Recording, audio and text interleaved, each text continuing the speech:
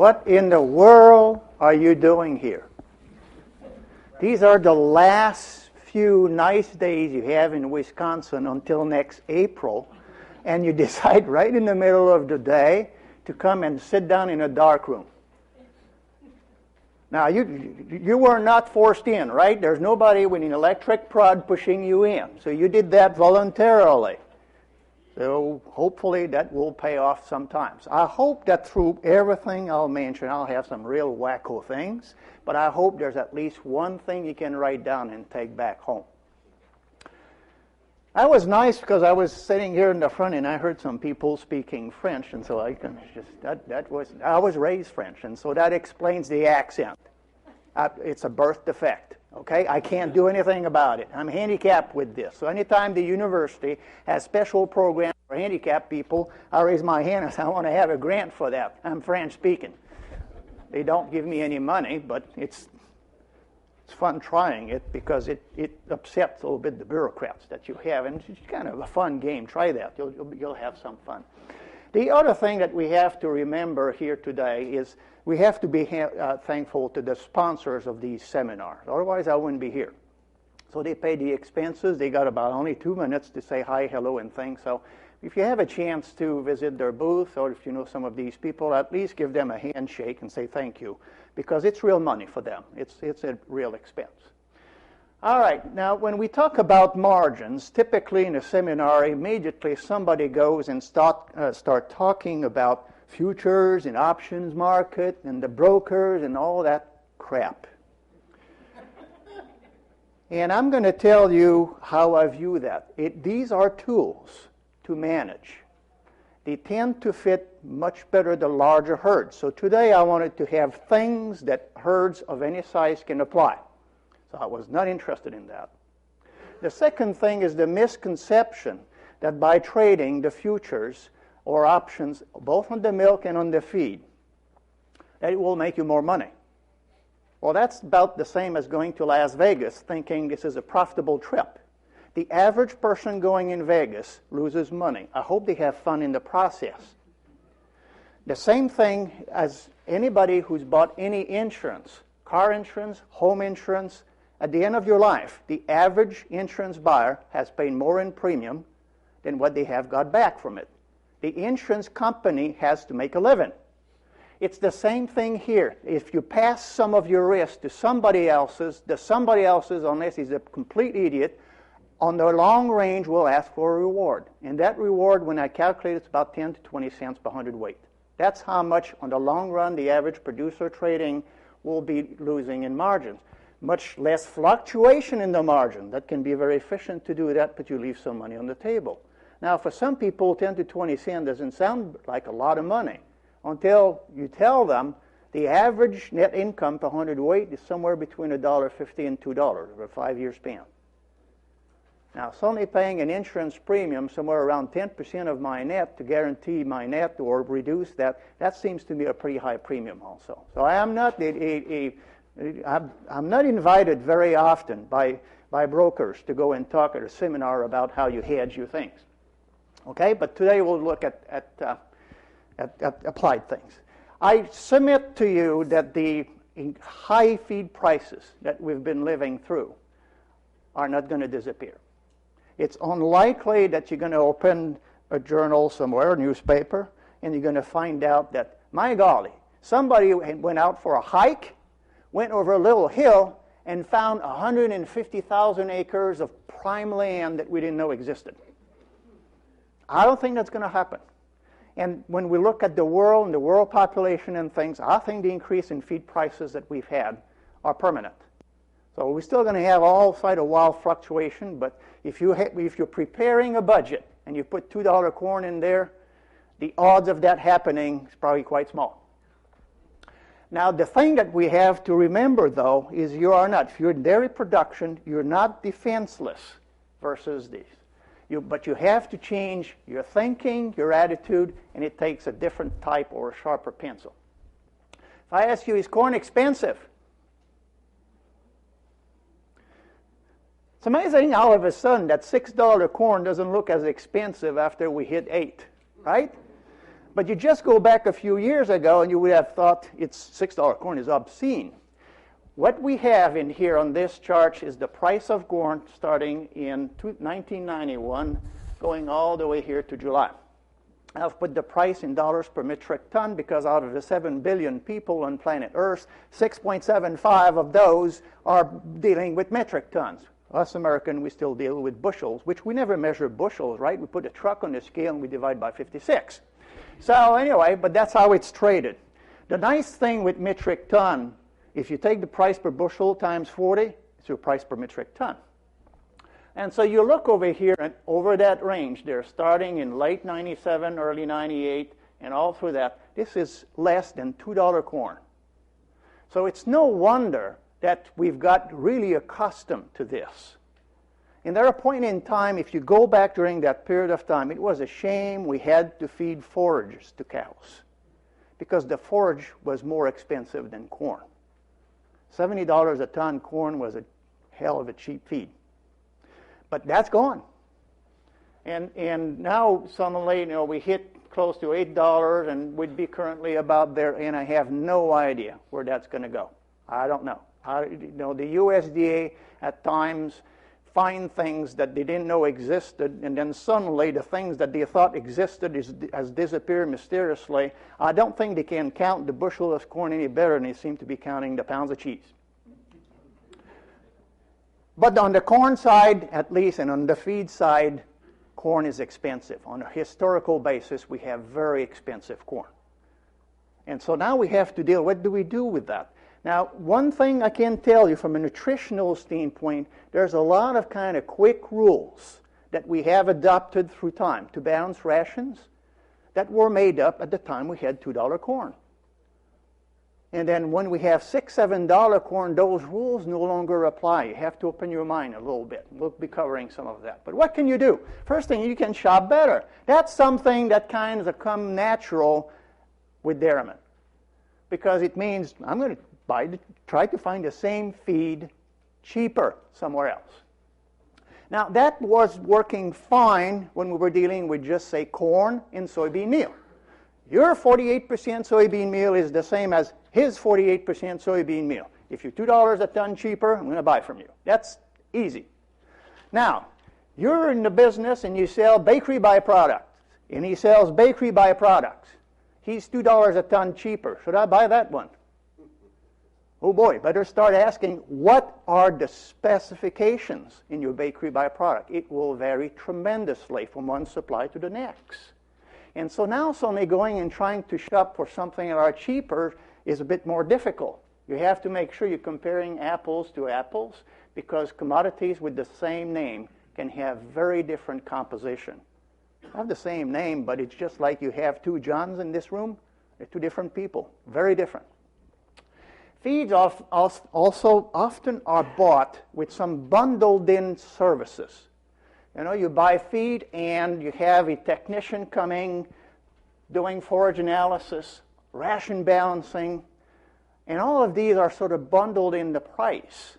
Whereas sometimes if you call the place or a commodity brokers, now you no longer have any service with it. So you have to factor that in your price, in the price of what you're buying.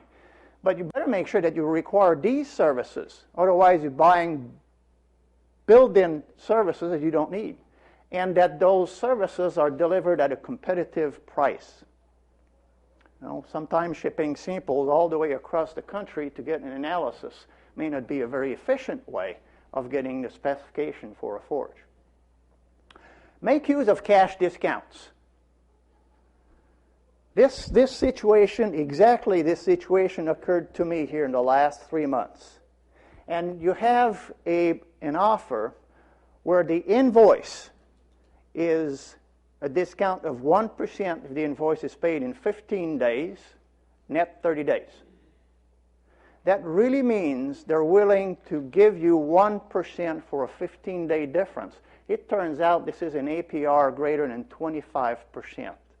It's even a higher payment than what the credit cards are making on an average on a credit card balance. And so you check your cash flow because you have to be able to cash flow this. But in situations like this, you should find the means You can go and borrow money from your brother-in-law. You can go and stand in a corner somewhere and beg for some money. You'll reimburse it in 15 days, and you can pay some substantial interest rate and still be ahead. But now, talking of credit cards, by the way, your cell phone, yeah, turn it off. When the student does that in my classroom, they're booted out, which is kind of a reward for them, I suppose. So, anyway, credit card balances. I remember a few years ago we have a system, a counting system in Ohio, where we do farm business summaries, and we were trying to, and the nice thing about a balance sheet is it's supposed to do what? It's supposed to balance, right? Well, it's not balancing, and we're asking, what debt do you have? Equipment? Yeah, okay, the John Deere dealer and this, you added those up. And mortgage? Yeah, put those in. And we had forgotten to ask, what's your credit card balance? And we had some farms in the tens and tens of thousands of dollars. So the reason there is this is probably the most expensive credits. You probably can go on the street in Chicago and ask the mafia, and they will still lend you the money cheaper than most credit cards will do. And they probably will be even nicer. So, no, the credit card balance, it's okay to use a credit card. Just make sure you pay the balance at the end of the month. It's a great way to manage it. Make sure you're getting what you paid for. And that means also you know what you are paying for. And here's an example. And it's really exceptional example, but it will illustrate what I mean. Producer calls me. He's currently paying for an independent nutritionist at the rate of $2 per cow per month. He has 1,000 cows. So he's thinking that's a lot of money. Now you have a new company that approaches him and says, we're going to do the same thing at a flat rate. $500 per month. That's it. That turns out it's 50 cents per cow per month. 50 cents versus $2. He said, boy, that's a lot of money. Once we started digging in there, there was a premix put in at $500 a ton. Well, that might not be bad for a premix until you realize it was a mixture of 50% limestone and 50% salt. So the premix, even with the bags and fancy sewing, was maybe worth $100 a ton. So there was $400 a ton at half a pound per cow per day. That's 10 cents per day times 30 days per month. There was $3 per cow per month made in the premix, 50 cents on the invoice you see. Now, when you look at it this way, which ones offers at least, if they have equal services, which one is the best value? You see, you have to go and look at some of these things because I've seen often some kind of super-duper premixes, and until you ask them, okay, what's in there? It could be good, it can be bad, but there's some aspect of that you have to be aware of. So we looked at how you can shop better. Now we'll look at how you can shop wiser. Now, by shopping wiser is as opposed to going and trying to find the same commodity at maybe a lower price, now we're going to be examining the commodity purchase on a strategic standpoint. We're going to try to find out what are the things that are underpriced, which is not necessarily being cheap. Doesn't mean they have a low price. It means that their price is less than what they are worth. And we're going to try to avoid those things that are overpriced, which is not necessarily the same thing as expensive things. And we're going to do that, we have to compare those feed ingredients that have nutritional composition that is different. What's this house worth? I can tell you it's for sale for $500,000, but what is it worth? What is this house worth? Or these three houses? They can ask whatever price they want to ask for them. That doesn't tell me what they are worth. Now, in the real estate, there's an old technique that has been used, and we can do the same thing there. Because the houses you recognize have different attributes. Different amount of square footage. They have different yard size, different number of bathrooms. You can look at the high school score, SAT, and put all those attributes together. And if we go back and take all the houses in the Madison, Wisconsin market that have sold over the last 6 months, those two houses, we take all of those and we look at their prices, we put all the attributes. What we can really do from this is calculate what the market is inherently pricing a bathroom for. Not what it costs to build. It's what the market is paying for an extra bathroom. What the market is paying for an extra square foot of house. What the market is paying for an extra bedroom. And that's exactly what we do in a software that has been called Sesame, and I won't tell you why it's called Sesame, because that's a long story. It was a long evening, and it ended up with the Golden Arch, so that gives you a clue. Okay, so the need we have is we're comparing feedstuff of different composition, and we do that on an economic basis. And to do that, we have to determine the cost of the nutrients we have in. A point I want you to remember is a cow does not need feeds. She needs the nutrients. The feeds are the carrier of the nutrients. That's why we use feeds. Okay, the assumption we're making in the process is first we just say the feedstuff are worth the content of nutrients and nothing else. There is clearly would be some exceptions to that. An example I've used is, for example, molasses. Sometimes in a TMR, the nutritionist might be using molasses as a glue to put together the fine ingredients of the TMR so they don't separate. That's a glue attribute. We would not be pricing that in. You just have to judge whether the extra cost of the molasses at time is worth that. Different proposition. But in general, feeds are worth their nutrients and nothing else. We're assuming also that buyers and sellers of feedstuff are coherent and rational. On the rational part, there are some days I wonder about that one. But we're assuming that at least through time, they become rational. But they need time. The markets are imperfect. You don't know every day what everybody else is paying for all the other stuff, and you don't know every day what everybody else is selling stuff for. And so we just keep searching. And that creates opportunity. The method is really an expansion of an old thing. This method has been called many other things, but I call it the Peterson method because Peterson published that in 1932, way before the iPad. Okay? So this part is not new, and it was based on corn and soybean meal. And this is the price per ton per corn. Well, I'm making a nice round number. $150 a ton and soybean meal at $300, and this is the composition of the two ingredients. And all you do with this method, you say, okay, in a ton of corn, which costs $150, so it's $150 per ton, I have 176 pounds of crude protein. I don't know what the price per pound of crude protein is.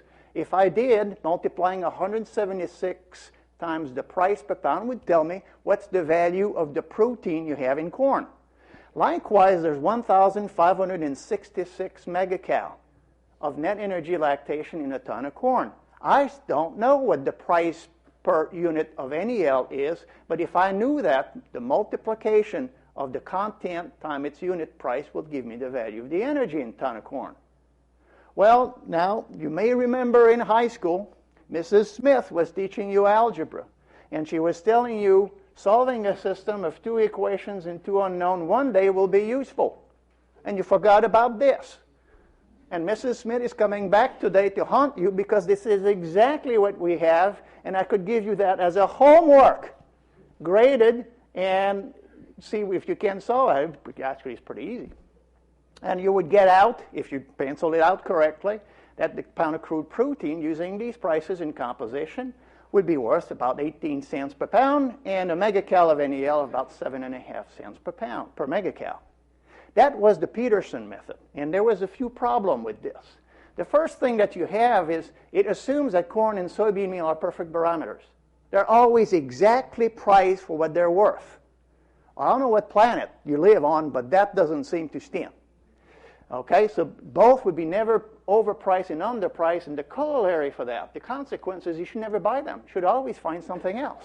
That don't make sense. Okay, second thing is it values only energy in crude protein. Net energy lactation is fine. Crude protein is a meaningless attribute in feeds for ruminants. It's a meaningless attribute. It just doesn't tell me what the heck, because some protein will be just pissed off. You know what I mean? It goes in the urine. It makes some very nice, expensive manure, but you don't need to pay for that. So the crude protein will really have a problem with that. And the other thing is when we apply this over a long period of time, you end up having some really stupid people working for Cargill, For 20 years, selling something always at a discount? I don't think so. Mother Cargill has a pretty nice way of making sure that she does all right by year end. So, no offense, anybody from Cargill here, I just like picking on you. Overcoming the problem. So what we use in sesame, as opposed to just using just corn and soybean meal, we use everything that is being sold in the market to act as barometer, all simultaneously. The mathematics of this gets a little screwy, but you don't care about that because nowadays we have a software and we can do that. Now, important for those of you prospect sesame users, remember there's no requirements in sesame. We just look at the market. We just back capture. Think always of the analogy I used with the real estate in the houses. So if I use the sesame approach in real estate, this house here might be a heck of a bargain. It's a one-bedroom house and you have 5 kids. Doesn't fit. It still is a bargain. It's not for you. And the same thing will apply. You may have some feeds identified by sesame that are bargains. They just don't fit your case right now. But at least it will point you in the right direction. The other thing is we don't look whether a feed fits. And depending on the time of the year, if you have your corn silage in, you have your hay in, you have bought your corn, you have bought your soybean, and you've bought your cottonseed, and I'm the nutritionist, I have 4 pounds left to work with per cow. That's it. You've already predetermined the rest. Well, by then, I mean, you've painted yourself in a corner in a ways. And so sesame becomes much more strategic, much more like you didn't tie my hand first, and I'll tell you what we should have in here, and we'll see if we can get halfway there. And the other consequence is you will have different value, different economic value for different livestock. So the same feed is not worth the same thing for a hog as it is for a cow. That makes a lot of sense, doesn't it? It does. And then the economic value is not the same also if we use elite producers, people with 100 pounds of milk per cow, and people are more just middle of the road, 70 pounds. The given feed is not worth the same. Now, I ran this, I took prices, we'll call that Western Wisconsin. It's a virtual site somewhere between Madison, outside of Madison certainly, because I don't want to live in Madison for obvious reasons. And if I want to live in a wacko place, I can go on the West Coast, on the East Coast. I don't have to travel all the way to Midwest for that. All right. NEL, 11 cents per mega cow in the Midwest. Metabolizable protein, 43.5 cents. This, when we run the prices just about 6-7 years ago, a unit of mega cow was between 4 and 5 cents.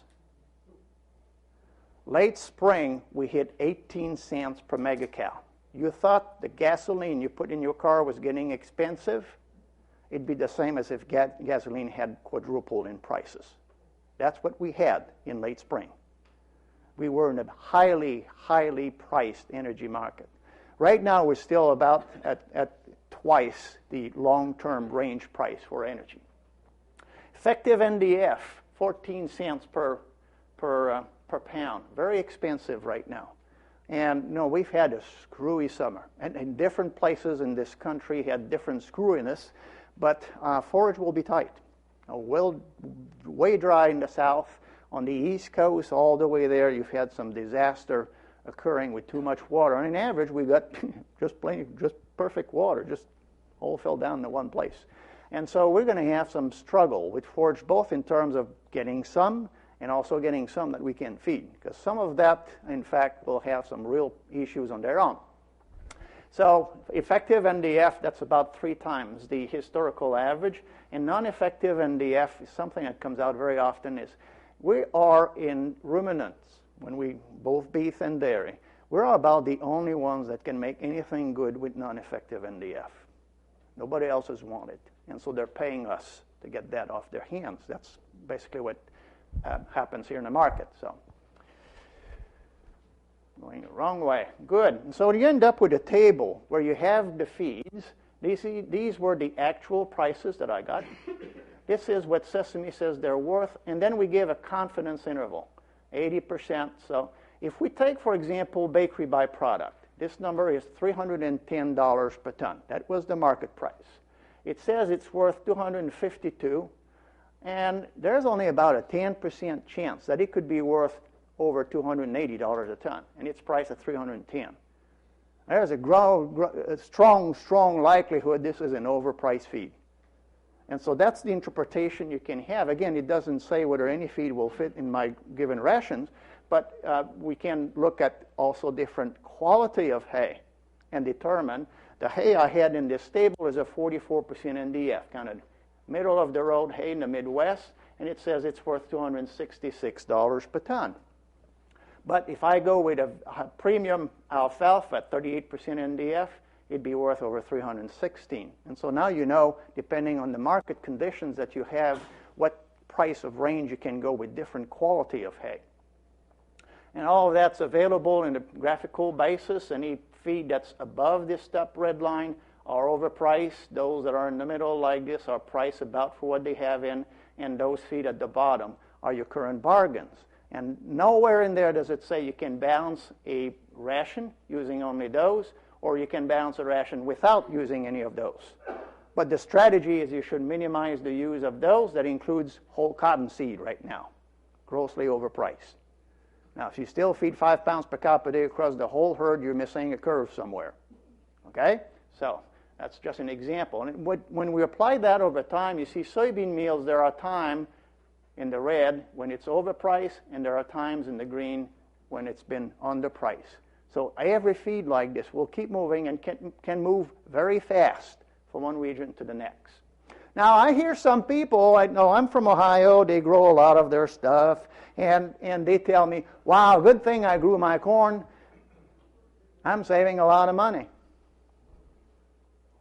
Well, so the person that's selling you corn is either incompetent or imbecile. If the corn market is $7 a bushel, your cows are paying $7 a bushel. If you could sell the corn at $7, that's what your cows are paying. The advantage of growing it is you don't have to write yourself a check at the end of the month. It is a great way to cash flow. But over the long run, if we have $7 corn, your cows better be able to take the $7 corn and make you money out of it. Otherwise, you're subsidizing. And in the long run, that's a gigantic black hole you're digging for yourself.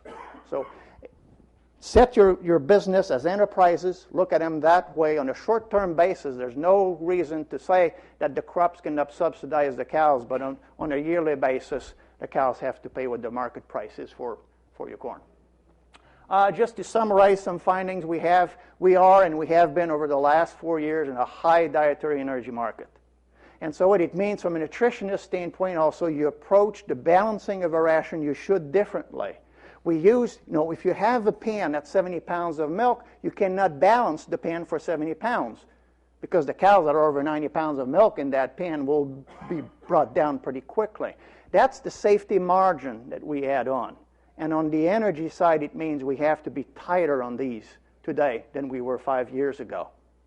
So that's just a way that you can adapt and get some different nutrition. Now let me show you an example on using sesame in this case in what we're going to do to our ration. I have this is the bread and butter type rations we were using, say, 2004. 4 pounds of hay, 20 pounds of haylage, 37 pounds of corn silage, some brewer's grains, 14 pounds, 5 pounds of whole cotton seed, 15 pounds of ground corn, 2 1/4 pound of soybean meal, 2 1/4 pound of expeller soy meal, half pound of tallow, and 1.5 pounds minerals. And, you go on farms in the Midwest, and it would be a little different, but boy, it would have been pretty close to that. That's what we used to feed. And I'm going to just look at, using the output, we just look at what I can do. Now, I am not cheating. I'm not changing the forage. All the forage remain the same price, exactly the same. But I'm kicking out the wet brewer's grain, overpriced feed. Whole cotton seed, cutting it by half. I'm just a chicken. And so I just want to cut it by half, see what happens.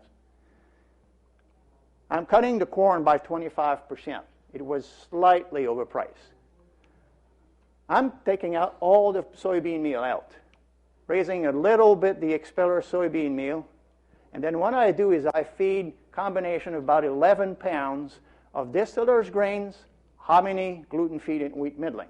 See, we have to be careful when we use these because they're byproducts. They're much more variable in composition. But if I use less than 3-4 pounds, they can all vary, and all the errors will tend to all cancel out. And so this ration here will not be more variable than this one. So I'm not taking any more nutritional risk. I eliminate the tallow.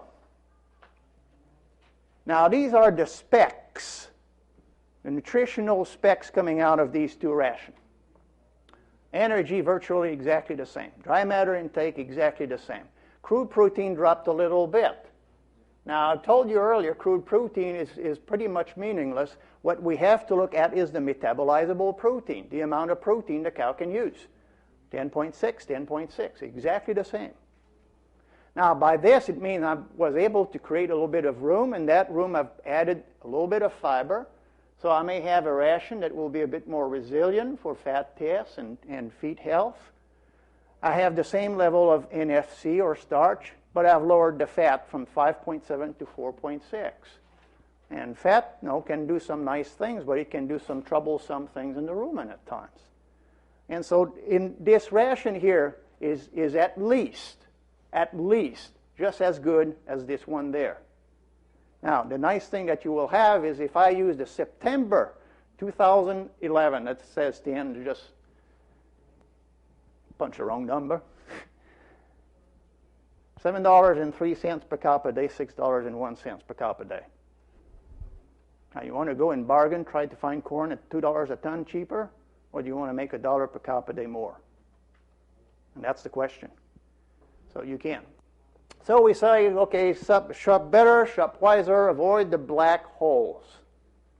What do I mean by this? Shrinkage of commodities. Have you ever measured that on your farm? How much did you lose compared to how much was shipped in? How much got fed? You do that, you're going to have a heck of a surprise. It's not at all uncommon to see 5% shrink. So suddenly the $200 a ton item becomes a whole lot more expensive than that when it hits the cow's mouth, if you've lost 10% in the process. All right? So you should look at that. On the silage side, most people are absolutely clueless how much money they lose there in shrink. And it's obscene. Let me give you an example. Let's start with corn at $7 a bushel. And its convenience, we multiply by 7, that would be a corn salad that has about 50% grain, so that would be the multiplier factor. So that means the corn standing in the field has a value of $49 a ton, to be equivalent to the corn grain crop. Now, if I had the harvesting cost, transportation, packing cost, inoculant, I'm now at $61 a ton corn. This is the corn now. It has been put in the silo. It's packed. I've put the plastic. It's covered, and it's starting to ferment. When I open it and start feeding it, I will end up having losses that will easily average 15%. We have measured farms with 30% dry matter losses.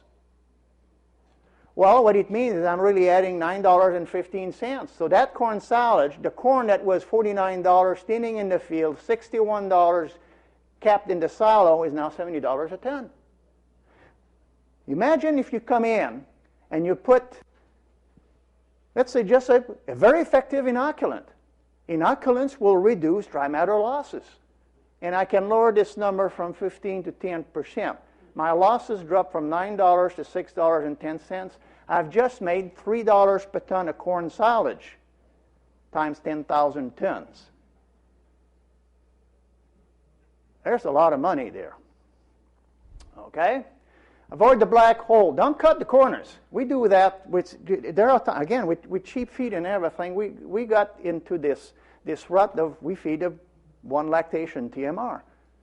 Right? We just have a bunch of cows. We have different pens, and we just feed them all the same thing. It's easy to do. Works well. Now, if we go with more nutrition, more lactating rations, we can feed a more precise nutrition. The diets will be closer to the average requirement in the pen. It will reduce feed costs. It does improve production, better control of body condition, and it will reduce your nutrient excretions. However, I know that it's a pain in the butt. It's a whole lot easier to manage a farm where you only have to worry about mixing 1 TMR and you go and just sprinkle all over. It is. You just have to look how much that is costing you. And if you want to keep doing it, again, at $2 corn, it was minuscule. With the kind of feed costs we have today, these are quite large. Now, you will have some transient reduction in production. Cows drop a little bit when they're moved. Now, the little bit can be a large bit, depending on how you do that. And it becomes more a problem in the labor, especially the management, but it's worth 25 cents per cow per day. That's a number to remember, 25 cents per cow per day, going from one to multiple groups, and I'll give you my recommendation number of groups. And to do that and do it successfully, you cannot balance the rations independently, separately. Can't do that. You can't go, because then the step from the high group to the low group TMR will be too large. And then, a cow, like anything else, you use a sledgehammer over the head, you don't like it. So, avoid steep change in ration composition, move large number of animal at once. Think of school, elementary school. When you had that small school, a new kid arrived. Oh boy, did we have fun with that kid for a while. Right? Now think of our large high school, 2,000 students. 30 new students come in. They probably won't even be noticed as being new students because they know each 30 other kids and there's 1,900 that they don't know. So it's the same thing with cows. The worst thing you can do is move very few cows in a very small pen. Because cows in a 40-cow pen, they know each other quite well, and they will pick up on the newcomer. But if you have a larger pen and you move a bunch of cows together, within 12 hours, the social adjustment is almost complete. 24 hours, if you do it right, you wouldn't notice the difference. So it can be done very, very well. Okay, and what it means is at some point we're going to have to start grouping cows to something else under breeding status. This is basically why we have pens nowadays, outside of just being able to run things coherently in the milking parlor. We're basically grouping based on the reproductive status. And it's like we don't give any consideration for the nutrition status. And with these days and age, that's a mistake. 100 cow, one group, my recommendation. 100 to 300, think about 2 groups. You can have 5 pens, but you will have 2 rations. And over 300 cows, 3 groups. It plateaus with 6, but the gain from 3 to 6 is tiny, so recommendation. Have a question?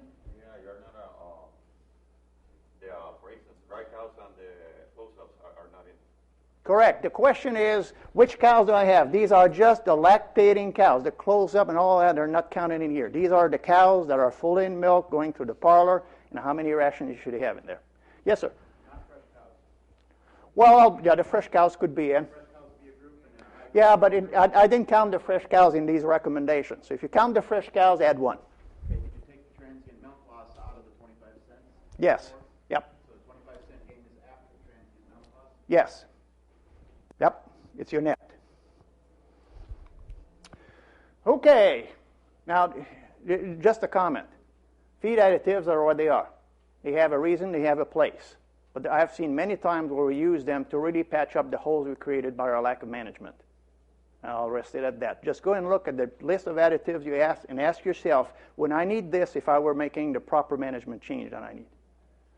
Reduce the welfare checks. Oh boy. You know you have some people on welfare on your farm? They're called dry cows and heifers. They just sit around all day. They eat. They talk. They don't do anything.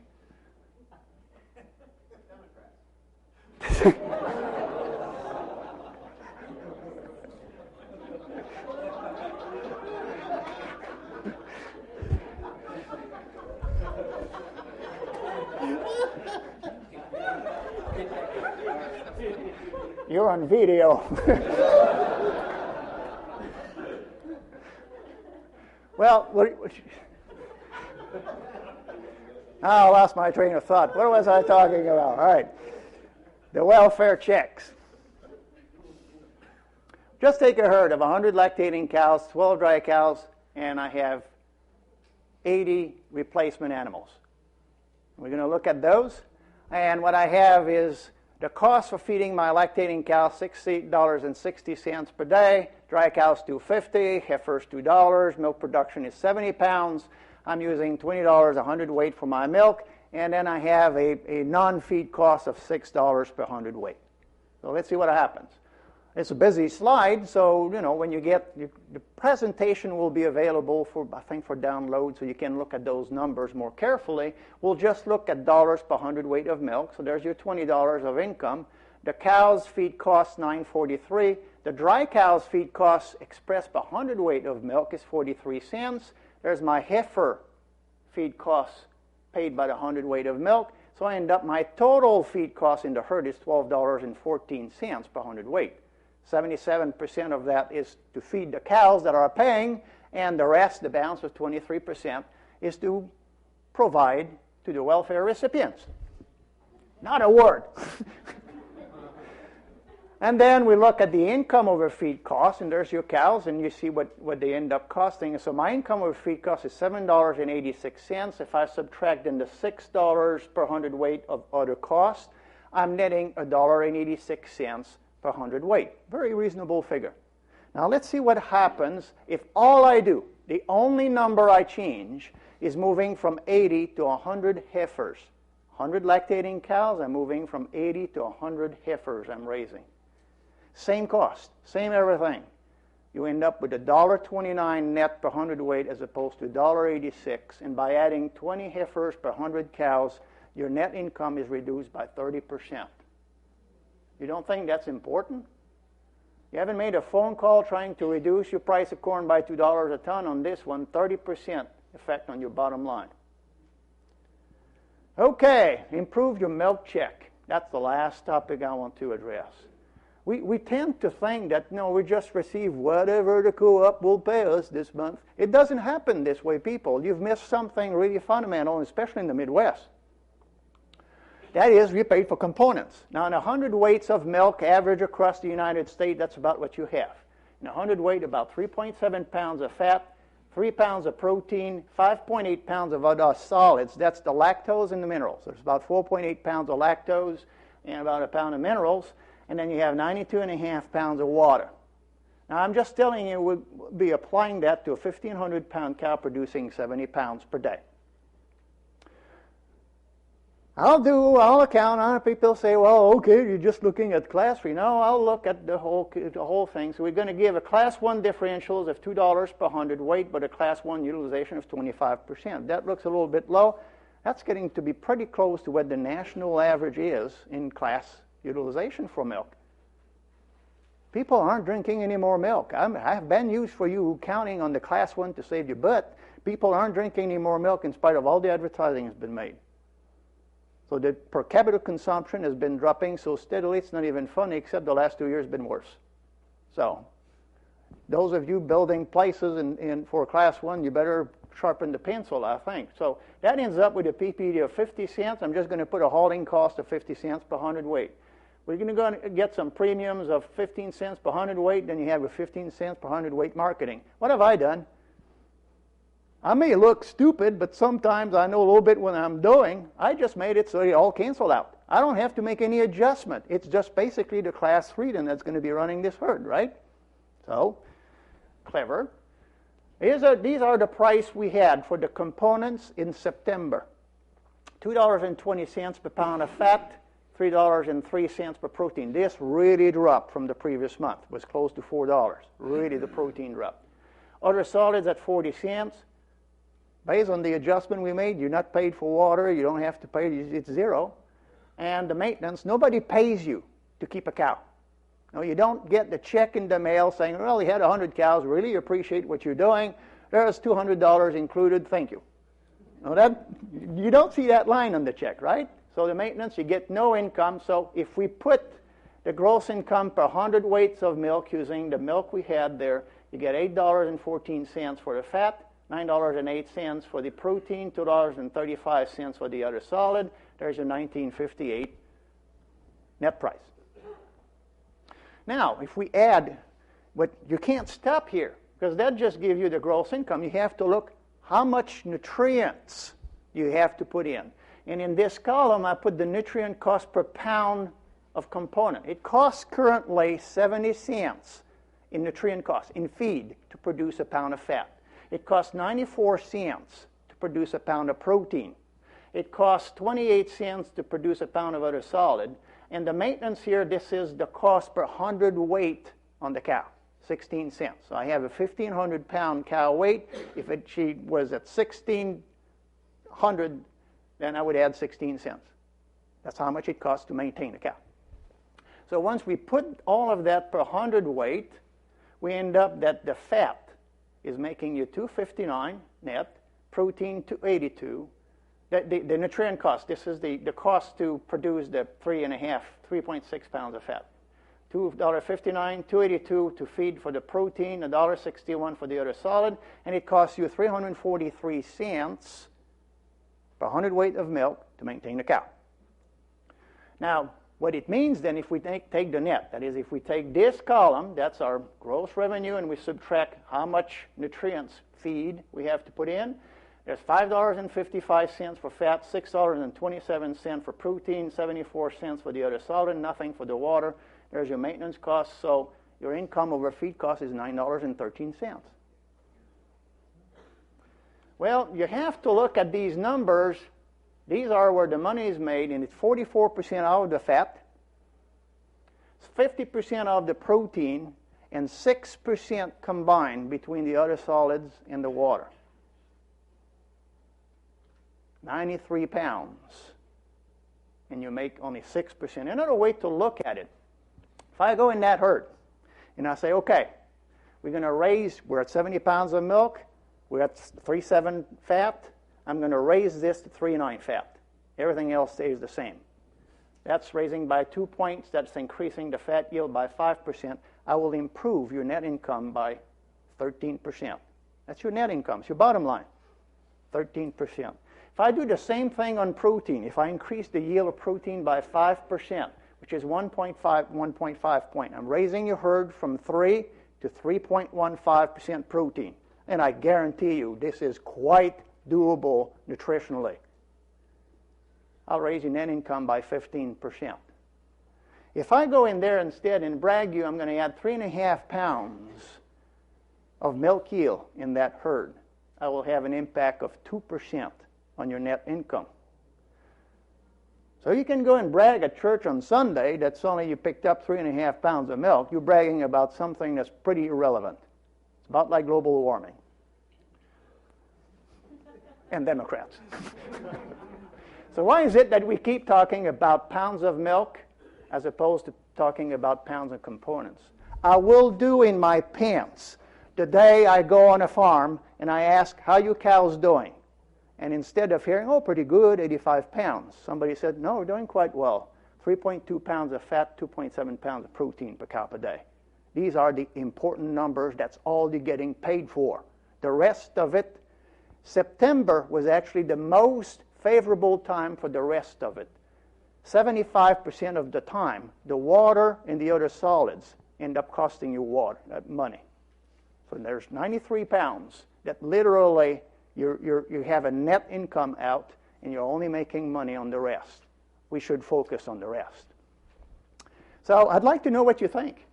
I've covered what I had. Maybe I gave you a couple ideas. Maybe you have some questions. We have some time. The plane's going to wait for me, you know. So who has the first question or the first comment?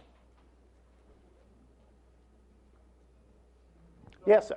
Norman, when you said that you can save 25 cents a day by feeding a cheaper ration by having multiple groups, so that's because the ration is less expensive. Is that where the savings come from? That's where the saving. So how much less milk will those cows give on the cheaper ration?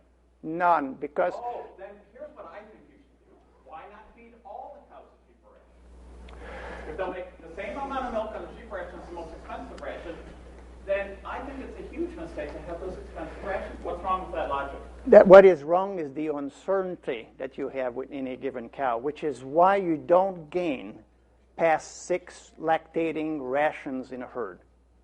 You can't gain there because the uncertainty that you have in the requirements completely defeats the cheapening you're trying to accomplish. Okay, so if I have 2 cows, Yep. do I have 1 ration or 2? Well, it depends what the 2 cows are given. But if you said if I said when I feed the cheaper ration to cows, they make the same milk, why should 1 cow feed have a more expensive ration? If by feeding the cheaper ration to the 2 cows you get the same milk, you should feed the cheaper rations. But if 1 cow loses milk and the other one does not, then you have a trade-off. That's where it comes in. But it means also in terms of cow grouping, you have to start factoring the requirement per pound to group cows. And as long as we're going to group predominantly on reproductive status, these savings don't occur. As a matter of fact, when we've done this, our loss is about 60 cents per cow per day on the average dairy when they go to multiple rations. Because we disagree with you, we think if you can feed 2 different rations, cows will make 2 different amounts of milk. And if that's not true, then you should feed the cheaper ration. If you group according to their requirements, you have less variance in the requirement per pound of intake. And so you can reduce your overage, your safety margins. And this is really where it happens. The other part where it does happen a lot in herds is we use a lot of targeted nutrients or additive in early lactation. And if you go in a 1 group TMR, you have 2/3 of the cows paying for something that you have no gain. And so just going from 1 to 2 in those instances pay quite a bit. Yes, sir. We found by having a low group that we kept from over-conditioning late lactation cows by lowering their energy, and we still balance for quite a bit of like 77 pounds, but we by having a low group, it carries through into their dry period and they come back in better condition. Okay, so the comment at least one person, his cows read my book and agreed with me, I guess. Yes, sir.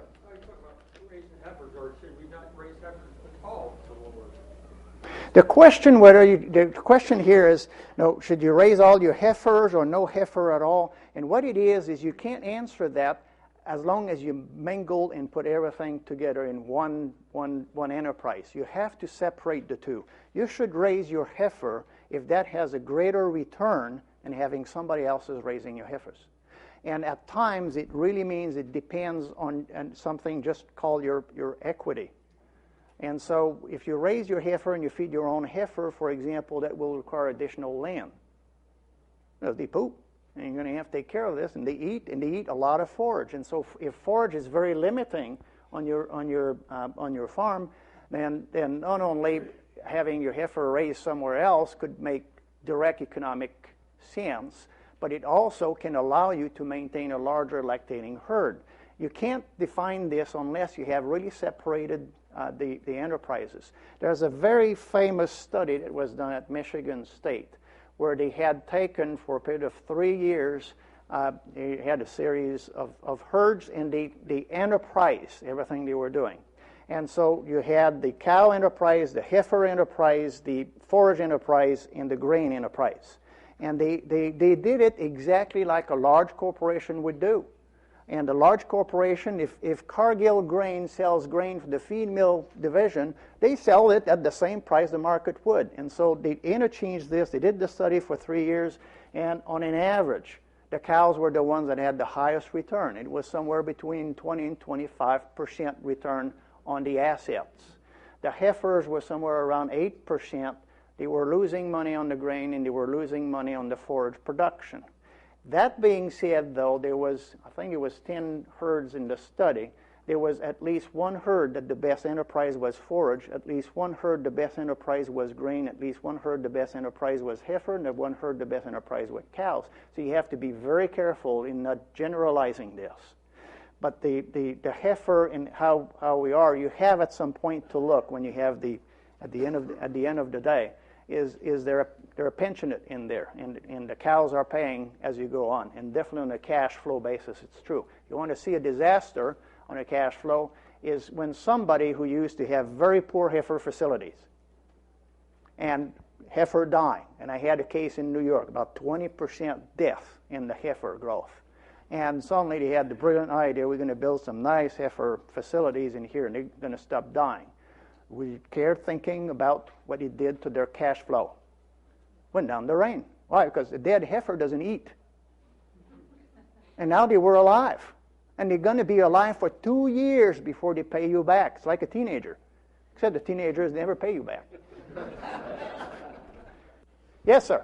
Yeah, is there more of a case of using genomics testing then on our heifers and trying to figure out where the problems are and just Okay, repeat the question. Genomics testing, using that on the heifers and then trying to reduce the number of replacements to only those that are the best. The question is then, would we have gain to use genomic testing with our heifers and basically target more, say, those that we should keep and those that we won't keep? It has potential. It's always a matter of cost and how much benefit you have. The benefit being how many heifers this way you don't have to run through the system to find out they were dugs, versus what's the cost because you're going to have to test genetically all the heifers. And so if you're in a herd where you have a relatively high culling rate and you need pretty much all the heifers that are going to get born and alive after 2 months, you're going to be spending a whole lot of money for genetic testing, and you can pin it on the wall and throw darts at it because that's about the best use you can make for it. You just can't make any decision out of this. If, however, you have a herd that has a very low, especially involuntary culling rate, and that is you can decide where some cows really truly leave based on your terms as opposed to she only has 2 wheels left, well, in that case, it could have some economic benefit, just a matter of the cost. And I know that the cost of the genetic testing is really dropping. Yes, sir? In addition to that, don't you need to look at management of the heifers and consider culling heifers for environmental factors first, like if the heifer had pneumonia when she was younger or something, before you go genomics testing them? The question is, shouldn't you look at the management issues and all of those before you go to genomics? And that's right on the point comments. It's nice to go with the snazzy, sexy things, but having a heifer that doesn't go through 2 episodes of pneumonia and is not beaten over the head for a period of 2 years before finally she's released out of prison to go and milk, and we expect her to milk 30,000 pounds. No, you have to put it in order of precedence. And the bigger return in a case like this will clearly be on either fixing the heifer operations, and this is a time where some people really finally understand maybe somebody else can do that job much better, and that will free up some time and resources to me take care of my cows better. And so every farm becomes very separate that when you have to do the analysis. What I encourage you is have somebody from outside the farm coming once in a while and doing a fair, no-holds-barred evaluation and telling you where they think you really have some holes.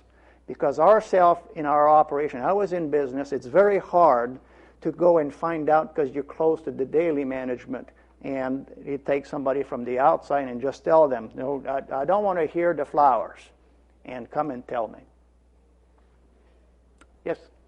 On your corn silage example, you started with $7 per bushel times 7 bushels. Was $7 the assumed market price of corn? The example I had, I used $7 per bushel for corn. What I have argued is that really the cows, the corn plant is undifferentiated until you chop it. At that point, for most in the United States, you could turn it in grain or you could turn it in silage. You may think that you need it. Well, it's not you, it's the cows. But basically, until you chop it, which most of the U.S. will be somewhere in September. So I've said take the December futures price. In September, that's the price that your cows have to pay once you chopped it. And if the corn market drops after that, like it has done this year, can't do anything about it. The same as if the corn had gone to $10 a bushel, the corn silage still based at $7 because it's very, very hard to go and pick the corn out of the silage and sell it back in the corn market. It's been by then, it's like you've taken the flour, you've made the cake. So now you have a cake.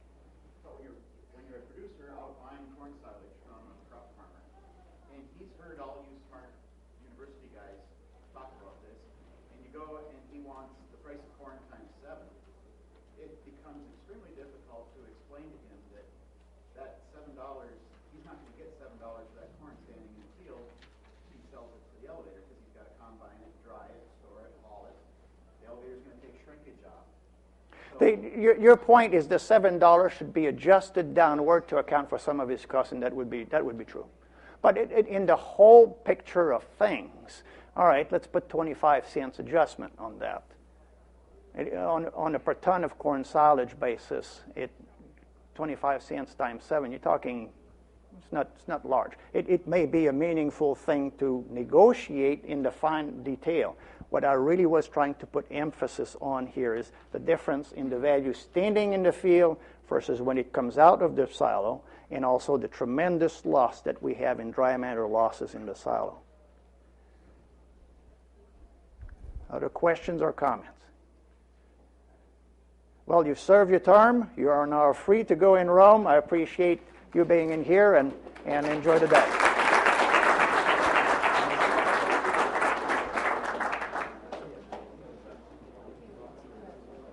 Dr. St. Pierre, Yes. you don't know me in person, but we've spoken.